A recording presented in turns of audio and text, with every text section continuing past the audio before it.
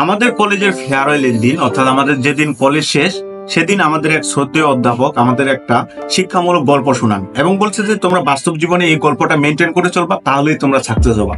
তো গল্পটা উনি এমন ভাবে শুরু করলেন যে ধরো তোমার কাছে 90,000 টাকা আছে, কোনো কেউ এসে তোমার সেই 90,000 থেকে 100 টাকা নিয়ে গেল বা চুরি করে নিল বা হারাই ফেললো।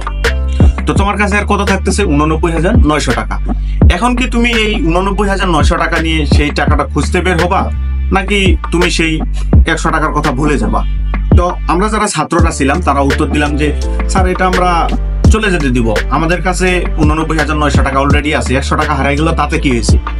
তো অধ্যাপক যে স্যার রয়েছেন তিনি বললেন আসলে বেশিরভাগ মানুষ ঠিক উল্টোটা করে, তারা সবাই ওই 100 টাকার পিছনে ছুটে 89,900 টাকা হারিয়ে ফেলে। তো ছাত্ররা বললো এটা কিভাবে সম্ভব, এটা তো বোকার কাজ, আমার কাছে অলরেডি 89,900 টাকা আছে আর 100 টাকা চলে গেলে সমস্যাটা কোথায়? অধ্যাপক স্যার এবারে একটু বিষয়টাকে ব্যাখ্যা করে বললেন যে এই 90,000 টাকাটা হলো একটা সেকেন্ডের সংখ্যা।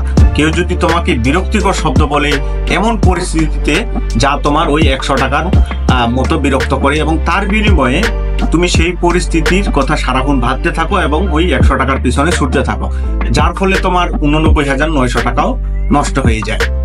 তো বিষয়টা আমাদেরকে এমন ভাবে বুঝিয়েছেন যে তুমি অনেক কিছুই লাইফে ক্রিয়েটিভ কিছু করবা এবং এটা নিয়ে মানুষজন অনেক কিছুই বলবে, সেটাকে তুমি ইগনোর করে তুমি তোমার সাকসেসের পথে এগিয়ে যাবা। এবং আরেকটা গুরুত্বপূর্ণ কথা বলছে যে যতক্ষণ পর্যন্ত না তুমি তোমার লক্ষ্যে পৌঁছে যাও ততক্ষণ পর্যন্ত কোনো জিনিস ফ্ল্যাশ করবা না।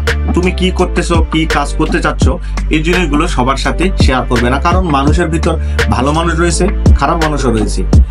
তাই উনি বলেছেন যতক্ষণ পর্যন্ত লক্ষ্যে না পৌঁছাবো ততক্ষণ পর্যন্ত জিনিসটাকে প্রকাশ করবে না এবং তোমার নিজের মধ্যে একটা যুদ্ধ চালিয়ে যাওয়া। তো আমার এই অধ্যাপক স্যারের কথাগুলো আপনার কেমন লেগেছে এবং আপনার কি মনে হয় বাস্তব জীবনে এই রুলটি ফলো করা উচিত? কমেন্টে জানিয়ে দিবেন।